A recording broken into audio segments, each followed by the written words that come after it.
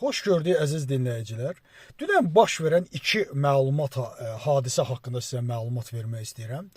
Və Azərbaycan xalqını, həm də güneyli, quzeyli bütün Azərbaycan xalqını kökündən maraqlandıran bir məsələlərdən biridir.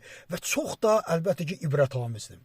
İlk növbədə deməli, İsrail baş naziri Benyamin Netanyahu Knessetdə danışığında İran barəsində danışıb və İran xalqının etiraz'a qalxdığı barəsində danışıb və bütün bunlardan sonra bildirib ki, İranda hər gün deməli insanlar, hər şəhər artıq mitinqlər edir və bu bütün ölkəyə yayılmalıdır və nəzərə almaq lazımdır ki, İran öz milli dövlətçiliyini 100 il bundan əvvəl itirib. 100 ildən, 100 il və 100 il bundan çox əvvəllər İran xalqı öz hakimiyyətini itirib.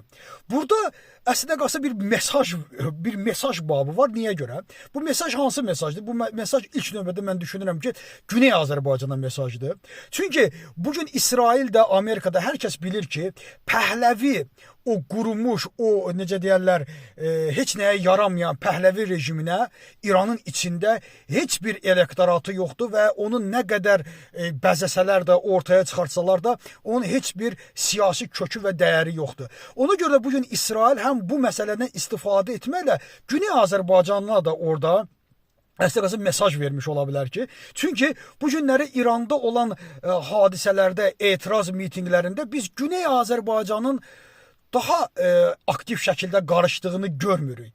Və bilirsiniz ki, bugün həm şimallı, həm cənublu bütün Azərbaycanlılar anlayır ki, hətta İranın öz içində yaşayan xalqlar da anlayırlar ki, İranın bir dənə köklü sülaləsi vardı, o da Qacarlardır. Çünki Səfəvilərdən, Əfşarlardan, Qacarlardan gəlir ki, o köklüdür. Əgər haqqı varsa bir imperiyanın İranda qurulsun, əgər haqqı varsa bir monarxiya qurulsun, əlbəttə o Qacarlar olmalıdır. Ona görə də Benyamin Netanyahu'nun bu açıqlaması şəxsən mənim özüm üçün də çox maraqlı gəldi və İran xalqına da Güney Azərbaycana əslində mesaj verir ki, 100 il bundan çox əvvəllər İran xalqı öz hakimiyyətini itirib. Yəni Qacarlar olmalıdır oranın, necə deyərlər, rəhbərliyi. İkinci, Azərbaycan prezidenti İlham Əliyevin dünənləri yerli mətbuata verdiyi açıqlama vardı. O da Fələstin barəsində danışdı. Çox təəssüflər olsun ki, Fələstinlərə biz kömək elədik, amma heç vaxt biz onlardan dəstək almadıq.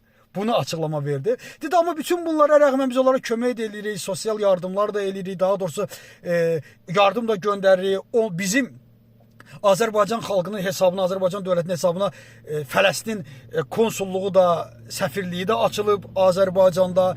Bütün bunlara rəğmən biz deyir Fələstinə kömək etmişik, amma heç vaxt biz onlardan bir kömək görməmişik.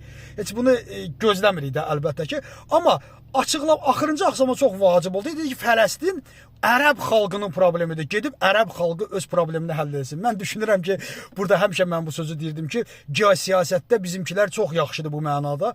Mən buna görə deyirdim ki, biz İsraillə dost olmalıyıq, biz İsraillə yaxın olmalıyıq. Biz burada baş verən, regionumuzda baş verən hadisələr İran, İsrail və Amerika ilə bizim yaxınlaşmağımızı tələb edir. Yoxsa Türkiyə kimi səhərdən axşama qədər Qəzza, amma öz elektoratını itirir, öz gücünü itirir, dünyada öz hörmətini itirir. Bu siyasət yanlışdır demişdi. Amma bu günləri məhz Netanyahu'nun da açıqlaması bizə bir isti münasibət. Azərbaycan prezidentinin də açıqlaması mənə elə gəlir ki, yerinə düşdü və əsl həqiqət, əsl geosiyasət bu formada aparılmalıdır. Bu günləri dünya fillərin davası gedir. Bu fillərin davasında bizim zəiflərin yanında durmağımız yox, güclülərin yanında durmağımız, öz müttəfiqlərimizin yanında durmağımız, özümüzə çəki düzən verməyimizin vaxtıdır. Təşəkkür ederim diqqətinizə görə.